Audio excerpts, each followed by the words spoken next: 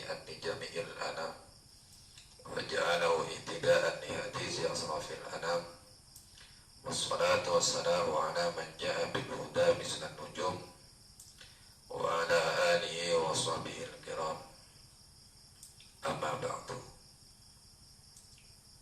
فيا أيها التلاميذ في معهد الأقراء أوصيكم جميعا ونفسي بتقوى الله وبطاعة رسول الله صلى الله عليه وسلم فسبحان الله تعالى أن يهدينا إلى صراطك المستقيم وجعلنا للمتقين ويدخلنا جنته جنة النعيم بحق سيد المرسلين والحمد لله رب العالمين. تقبل الله منكم taqabbal ya karim. Alhamdulillah, pada kesempatan malam hari ini kita masih diberi kesempatan hadir berkumpul di majelis taklim dalam keadaan sehat walafiat. Hadirnya kita, kumpulnya kita di majelis taklim, kita berharap kepada Allah Subhanahu wa taala kumpulnya kita, hadirnya kita, duduknya kita di Masjid Al-Bait ini menjadi penyebab turunnya rahmat dan barokah. Amin ya rabbal alamin. Pada kesempatan malam hari ini kita akan melanjutkan kajian kita yang masih membahas tentang fadilah-fadilah atau keutamaan-keutamaan dari banyaknya masjid atau fadilah-fadilahnya masjid. Masjid yang didirikan oleh umat, baik itu Masjid Al-Bait yang biasa kita gunakan untuk menjalankan ibadah, sholat maghrib, sholat isya, sholat duhur, sholat asar, sholat subuh, sholat sunnah, baik sholat duhanya, sholat tahajudnya, sholat birrul walidaini, sholat hajat, minjal bin nimai hukasul balwa, sholat taubat, kubliyah, ba'diyah dan lain-lainnya, baik yang berkaitan dengan masjid yang ada di tempat Anda masing-masing. Ada Masjid Jami Nurul Jihad di Sungai Raya sana, ada Masjid Al-Ikhlas, ada Masjid Baitur Rahman, ada Masjid Raya Sultan, ada Masjid Al-Muttaqin, ada Masjid Al-Munawwarah. Berbagai macam masjid dan berbagai macam nama yang dipampang untuk memberikan nama masjid sesuai dengan keinginan umat. Mau itu Masjid Al-Bait, mau masjid itu Masjid Al-Munawwarah, baik itu Masjid Al-Muttaqin, baik itu Masjid Jami Nurul Jihad, Nurul Jadid, Masjid Al-Ikhlas, Masjid Al-Falah, dan berbagai macam masjid yang dibangun oleh umat. Baik itu masjid yang memiliki bangunan VIP atau bangunan yang tidak memiliki fasilitas yang tidak masuk kategori VIP, seperti Masjid Al-Bait. Masjid Al-Bait ini strukturnya seperti layaknya padepokan ya, nggak ada pintunya, tempatnya terbuka, atapnya terbuat dari seng ya. Tapi di Masjid Al-Bait ini kedudukannya juga sama. Kedudukan memiliki fadilah yang sama. Baik masjid yang VIP maupun masjid yang tidak VIP. Baik masjid yang mewah maupun masjid yang tidak begitu mewah.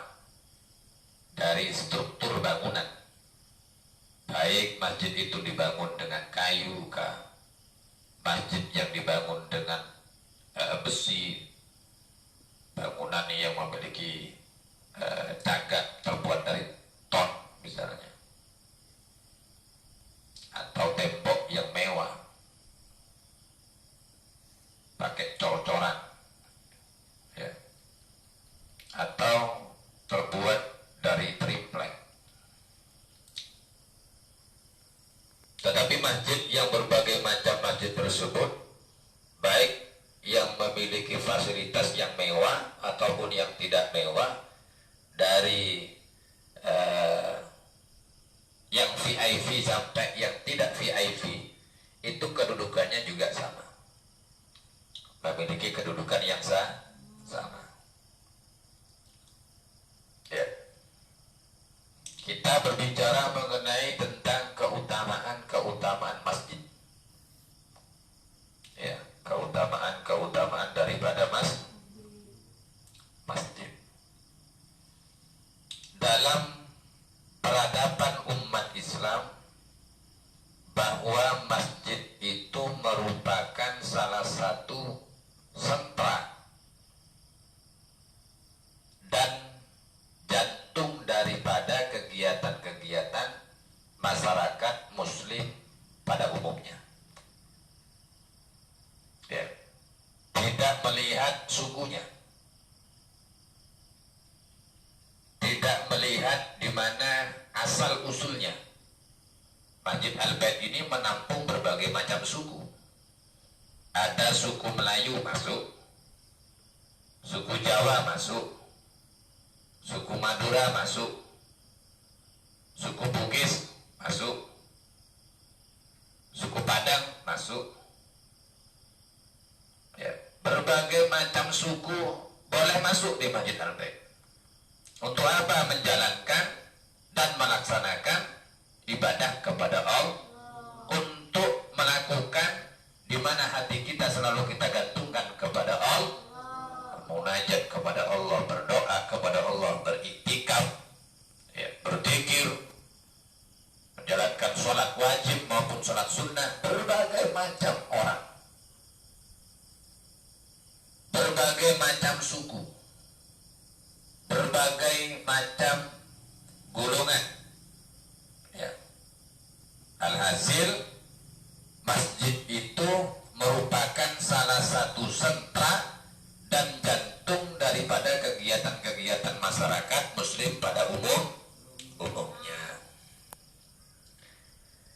Tidak mungkin suatu adab, saya ulang, tidak mungkin suatu adab dan akhlak bisa kolektif. Ya. Kita sebagai umat baginda Nabi Muhammad dituntut untuk mengerti, untuk faham tentang adab, tentang akhlakul karimah, tentang kesopanan, tentang budi pekerti. Bukan hanya kita ini mengerti bahwa sholat itu wajib, bukan hanya kita dituntut untuk mengenal bahwa sholat maghrib itu wajib untuk kita kerjakan, tetapi lebih daripada itu kita harus mengerti etika-etika, adab-adab, akhlak-akhlak yang berkaitan dengan kemanusiaan untuk menjalankan berbagai macam ibadah, baik ibadah mahdhah maupun ibadah ghairu mahdhah, baik ibadah yang murni maupun ibadah yang tidak murni. Wa ma khalaqtul jinna wal insa illa liya'budun. Allah menciptakan kita itu ada tujuannya. Allah ciptakan, wa ma khalaqtul jinna wal insa, menciptakan golongan jin dan manusia tujuannya untuk mengabdi dan beribadah kepada Allah kita. Ya. Tujuan kita itu mengabdi beribadah kepada Allah, untuk menunjukkan ketaatan, ketundukan kita kepada Allah Subhanahu wa Ta'ala, baik yang berkaitan dengan ibadah mahdhah maupun ibadah mahdhah. Lah, berbicara mengenai tentang masjid itu adalah merupakan bagian daripada sentra. Masjid itu merupakan bagian daripada jantung daripada kegiatan-kegiatan masyarakat muslim pada umumnya. Tidak mungkin suatu adab, tidak mungkin suatu akhlak bisa kolektif tanpa ada suatu penyediaan fasilitas-fasilitas untuk melakukan pembinaan-pembinaan kepada umat. Jadi masjid itu bukan hanya sekedar al-masjidu baitu kulli mu'min, kalau bahasa hadisnya itu. Masjid itu bukan hanya sekedar tempat untuk orang mukmin, tetapi masjid itu merupakan jantung atau sentra di mana orang-orang yang masuk di dalamnya akan dibina, akan diarahkan, akan dididik untuk menjadi orang yang lebih bertanggung jawab, agar lebih mengedepankan hak-haknya kita kepada Allah, agar lebih beriman, agar lebih bertakwa. Ketika kita masuk dalam masjid, udah plong hati kita hanya untuk Allah Subhanahu wa Ta'ala. Makanya mau misalnya sholat, masjid itu hanyalah tempat di mana kita selalu kita gantungkan hati kita kepada Allah, tempat di mana ini yang sangat sakral, tempat yang sangat mulia yang memang dimuliakan oleh Allah, tempat yang sangat agung yang memang diagungkan oleh Allah. Semuanya suku masuk dalam masjid untuk menjalankan dan melaksanakan hak-haknya kepada Allah Subhanahu wa Ta'ala. Waktu maghrib, sholat maghrib. Waktu isya, sholat isya. Waktu duhur, sholat duhur. Waktu asar, sholat asar. Waktu maghrib, sholat maghrib. Untuk mengerjakan sholat, di luar itu masjid ini adalah merupakan salah satu tempat untuk pembinaan adab dan akhlak orang yang menjalankan ibadah kepada Allah Subhanahu wa Ta'ala. Di antaranya kalau kita masuk ke dalam masjid, apa yang disampaikan oleh imam? Sawu sufakum fa inna tasghira sufun tamami shalah. Luruskan, rapatkan shaf. Ya kan? Luruskan, rapatkan shafnya untuk menyempurnakan daripada salat. Jadi kalau salat, imam ini sudah berdiri tegak karena sudah iqamah, kemudian makmum juga ikut berdiri tegak sebagaimana semestinya yang dicontohkan oleh si imam. Udah, imamnya menghadap ke arah kiblat, sudah siap-siap untuk menjalankan sholat maghrib kah, isya kah, duhur kah, asar kah, subuh kah. Imam ini akan memberi tahu terlebih dahulu, luruskan, rapatkan, kan gitu. Maka makmumnya akan serentak untuk meluruskan diri, meluruskan daripada barisannya. Berarti di dalam masjid itu adalah merupakan suatu tempat yang mengajarkan kita tentang adab, yang mengajarkan kita tentang akhlak. Jadi tidak mungkin suatu adab, tidak mungkin suatu akhlak bisa kolektif tanpa ada suatu penyediaan fasilitas-fasilitas untuk melakukan daripada pembinaan-pembinaan kepada umat. Makanya ketika junjungan kita baginda Nabi Muhammad hijrah dari kota Mekah ke Yathrib, yaitu ke kota Madinatul Munawwarah, Nabi Muhammad di tengah perjalanan ini memberikan instruksi kepada sahabatnya, wahai sahabatku, berhenti, istirahat dulu. Ketika baginda Nabi Muhammad memberikan instruksi kepada sahabatnya, di perbatasan bainal Madinah wa Mekah, antara Madinah dengan Mekah itu Nabi Muhammad istirahat. Kemudian Nabi Muhammad mengajak para sahabatnya untuk membangun daripada tempat apa? Tempat ibadah yang dikenal dengan sebutan masjid. Pertama yang dibangun oleh Nabi, oleh junjungan kita baginda Nabi Muhammad adalah Masjid Kubah. Masjid apa? Lagi, Masjid Masjid apa? Lagi masjid apa? Masjid Kuba. Nabi Muhammad memanggil para sahabatnya, mengajak para sahabatnya untuk bersama-sama ta'awun, bergotong royong, bersama-sama ada suatu kerjasama membangun tempat ibadah untuk menunjukkan ketaatan, untuk menunjukkan ketundukannya kepada Allah Subhanahu wa Ta'ala. Terbangunlah adanya Masjid Kuba. Ya. Disitulah Nabi Muhammad ketika selesai membangun Masjid Kuba, Nabi Muhammad sampai daripada perjalanan hijrahnya ke kota Madinah, Nabi Muhammad membangun lagi tempat ibadah, yaitu masjid. Masjid kedua yang dibangun oleh Nabi adalah Masjid Nabawi. Masjid apa? Masjid apa? Masjid Nabawi. Dibangunlah Masjid Nabawi. Habis Masjid Kuba, baru Masjid Nabawi. Untuk apa itu masjid? Untuk Nabi Muhammad mengajak para sahabat-sahabatnya, keluarga kerabatnya untuk mengerjakan ibadah kepada Allah.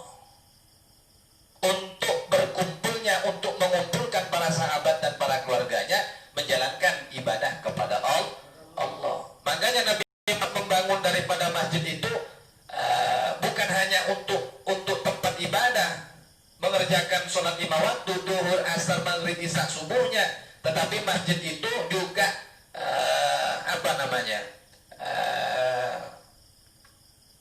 untuk melakukan sesuatu pembinaan adab dan akhlak kepada para umat.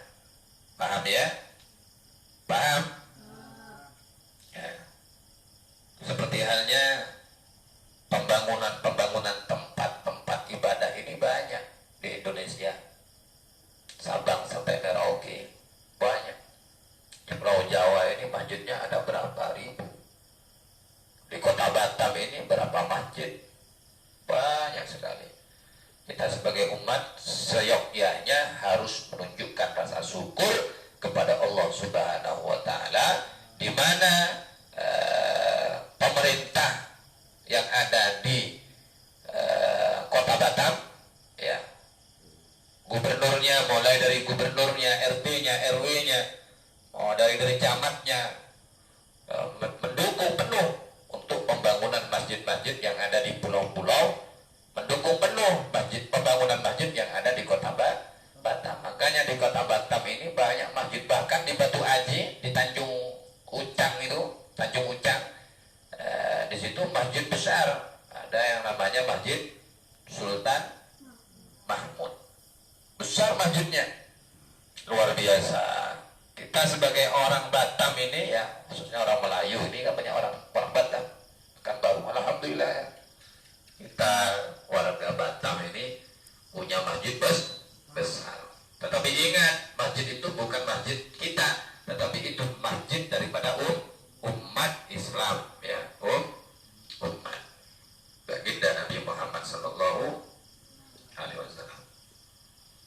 Apa tujuannya masjid yang dibangun di kota Batam ini? Tujuannya agar kolektif saja,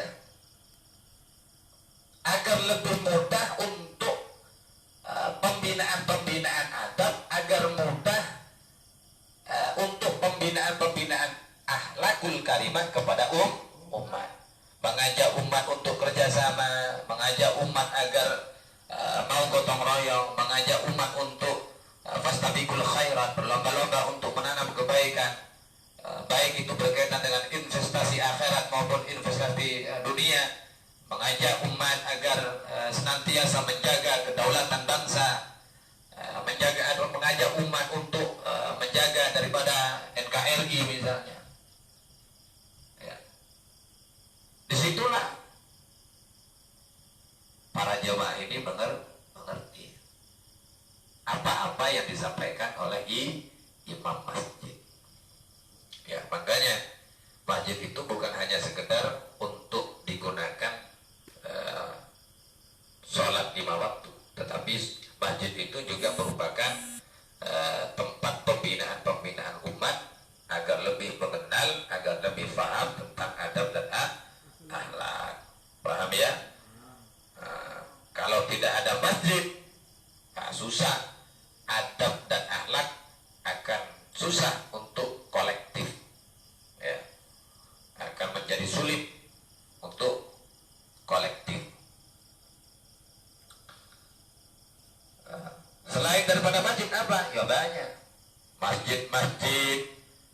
ada surau-surau, ada musola, ada langgar, ada suatu pendidikan, baik asrama,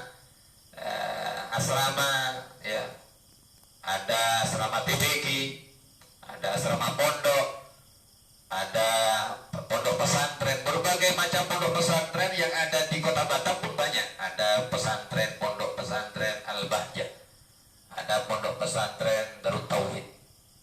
Nah, kebetulan yang kita tempati ini adalah pondok pesantren Agro Nurul Islam. Induknya ada di Kota Batam, Batam Indul sana.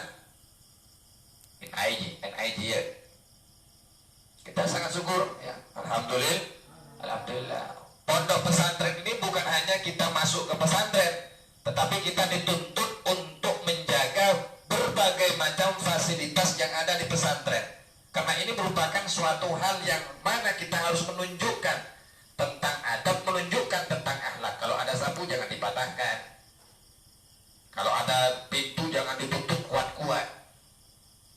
Kalau ada pintu tertutup kemudian susah dibuka, jangan didobrak, ditendang sehingga hancur atau patah misalnya. Kita bukan hanya sekedar menempati pesantren, tetapi kita harus menjaga daripada fasilitas-fasilitas yang disediakan oleh pihak-pihak terkait, dari pihak yayasan, bahkan pendukung penuh yaitu para donatur, mulai dari kursinya, mulai dari papan tulisnya, mulai dari bangkunya, mulai dari pintunya, mulai dari jendelanya, mulai dari fasilitas yang ada di asrama, di kamar mandi, di toilet, bahkan di masjid ini harus dijaga. Ini adalah merupakan tanggung jawab kita untuk menunjukkan bahwa santri yang ada di PPA itu adalah santri yang beradab, santri yang berakhlak. Paham ya? Paham? Jadi kalau Anda bawa gayung ditaruh yang tidak semestinya, berarti Anda nggak beradab. Kalau sapu digunakan terang-terangan sampai patah, tidak ditaruh di tempat yang semestinya, padahal ada pengumuman kalau ambil barang taruh ke tempat yang semestinya. Kalau bawa sampah di masjid kemudian dipakai untuk mengambil sampah-sampah yang berserakan, kemudian letakkan di tempat yang semestinya sebagaimana yang sudah disediakan di tempat semula. Jangan ditinggal. Ada tak seperti itu? Ada tak seperti itu? Ambil cangkul di gudang, ditaruh ke gudang. Jangan ditaruh di pertanian. Jangan ditaruh di belakang pesantren.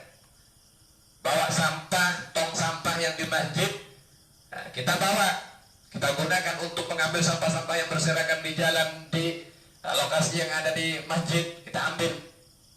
Selesai, taruh lagi. Jangan ditinggal di belakang pesantren. Ada tak seperti itu? Ada tak seperti itu? Kalau ada seperti itu, berarti otomatis kita masih belum beradab. Kalau bahasa kasarnya itu.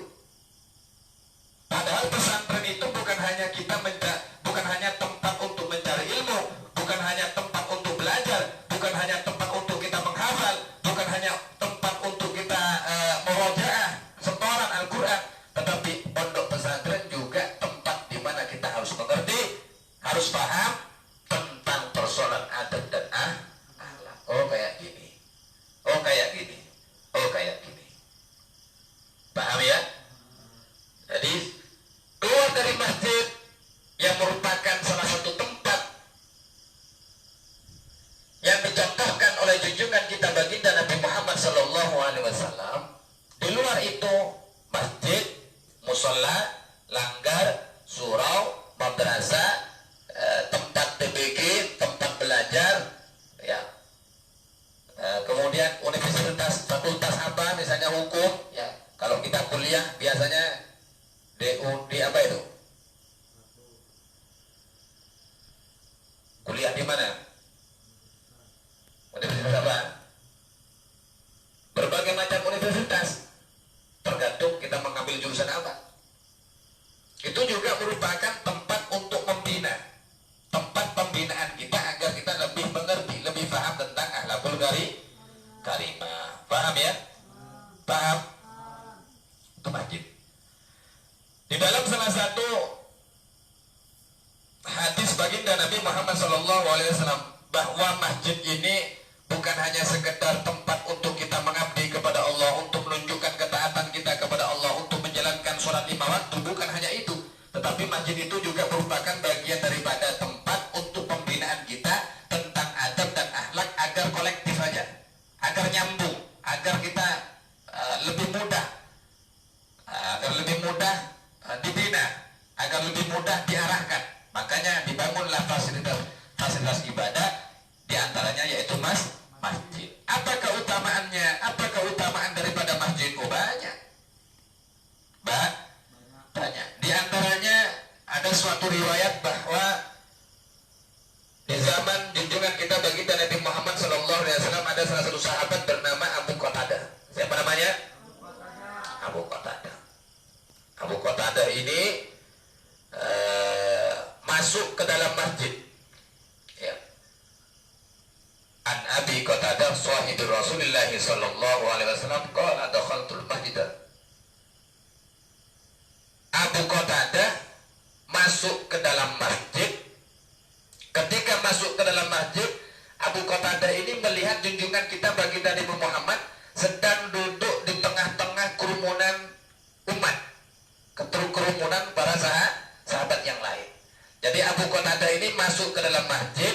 Ternyata di dalam masjid itu ada junjungan baginda Nabi Muhammad bersama sahabat yang lain. Ya, bersama sahabat yang lain. Ya. Ketika masuk di dalam masjid, Abu Qatadah ini langsung masuk ke dalam masjid, duduk di samping junjungan kita baginda Nabi Muhammad. Ya, duduk di samping junjungan Nabi Muhammad. Ketika langsung duduk, disitulah Nabi Muhammad menegur daripada Abu Qatadah, memberikan arahan, memberikan bimbingan kepada Abu Qatadah. Apa yang disampaikan oleh baginda Nabi Muhammad kepada sahabat Abi Qatadah? Faqala Rasulullah sallallahu alaihi wasallam, "Ma mana'aka an tarka'a rak'ataini qabla an tajlisa?" Alasan apa yang membuat engkau wahai Abu Qatadah? Alasan apa yang dapat menghalangimu untuk melakukan sholat 2 rakaat sebelum engkau duduk? Jadi Abu Qatadah ini masuk ke masjid langsung duduk. Ketika duduk langsung ditegur oleh Nabi Muhammad. Alasan apa engkau ini duduk ke masjid? Ya. Alasan apa yang menghalangimu untuk duduk di masjid tidak mengerjakan daripada sholat 2 rakaat? Ya. Disitulah Abu Qatadah menjawab yang disampaikan oleh junjungan kita baginda Nabi Muhammad SAW. Kata Abi Qatadah, qala faqultu ya Rasulullah ra'aituka jalisan wa nasu julusun. Aku masuk dalam masjid wahai Rasul. Ketika aku ada di dalam masjid, aku lihat engkau lagi duduk. Sahabat-sahabat yang lain juga duduk. Disitulah aku juga duduk wahai Rasul. Jadi aku masuk ke dalam masjid, aku melihat engkau duduk, sahabat-sahabat yang lain yang berkumpul denganmu juga duduk. Maka di situ aku duduk. Nah, disitulah baginda Nabi Muhammad langsung menyampaikan di dalam salah satu hadis yang ditulis oleh Al-Fadhil Jalaluddin bin Kamal Atin Asyuyuti dalam kitabnya Lubabul Hadis. Beliau mengatakan, apa kata beliau? Kata beliau, idza dakhala ahadukumul masjid fala yajlisu hatta yusalliya rak'ataini. Kalau Anda masuk dalam masjid, ya, fa idza dakhala ahadukumul masjid, ya. Jika Anda ini apabila engkau masuk ke dalam masjid, fala yajlisa, jangan duduk. Kalau masuk ke dalam masjid jangan duduk. Kalau Anda semua santri-santri BPA masuk ke masjid, jangan langsung duduk. Nah, jangan langsung duduk. Hatta yarka'a rak'ataini, sebelum Anda ini menjalankan daripada sholat 2 rakaat sholat tahiyatul masjid. Jangan masuk dalam masjid, jangan duduk ke dalam masjid. Ketika Anda masuk jangan duduk. Jangan duduk di dalam masjid sampai Anda mengerjakan sholat sunnah 2 rakaat. Sholat apa itu? Sholat tahiyatul masjid. Paham ya? Coba ikutin niatnya. Usolli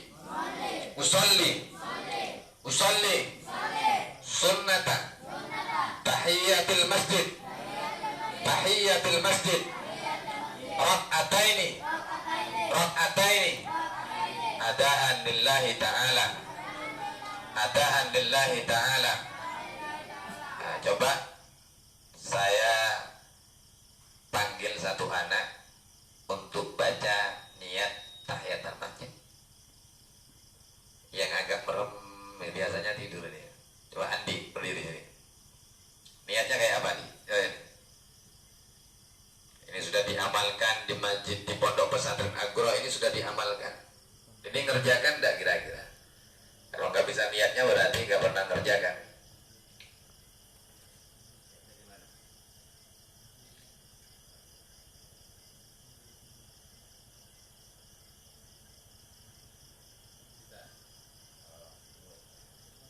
Bingung, berdiri. Ayo, Rudi. Niatnya gimana? Dia kalau fokus, kalau konsentrasi, ya, tahu dia. Oh, tidur ini. Hajinya sambil merem. Coba. Usolli sunatan tahiyatul masjid raka'ataini mustaqbilal kiblati ada lillahi ta'ala. Usolli sunatan tahiyatul masjid raka'ataini mustaqbilal kiblati adaan lillahi ta'ala. Duduk. Paham ya? Diamalkan. Biar kita mendapatkan daripada keutamaan daripada sholat tahiyatul masjid. Paham ya? Kita melihat waktu sudah sempit ya, tidak mungkin kita akan membahas tentang keutamaan daripada masjid lebih dalam lagi karena waktu tidak memungkinkan. Maka semoga dengan adanya kajian yang sangat singkat ini kita mendapatkan ilmu yang bermanfaat, mendapatkan daripada barokah daripada guru-guru kita. Amin ya rabbal alamin. Kekurangan, kehilafan datangnya dari saya, kesempurnaan dan kebenaran itu datangnya dari Allah Subhanahu wa taala. Kita tutup dengan doa kafaratul masjid. Kita tutup dengan doa kafaratul majlis. Subhanallah wa atubu ilaik. Subhanallah.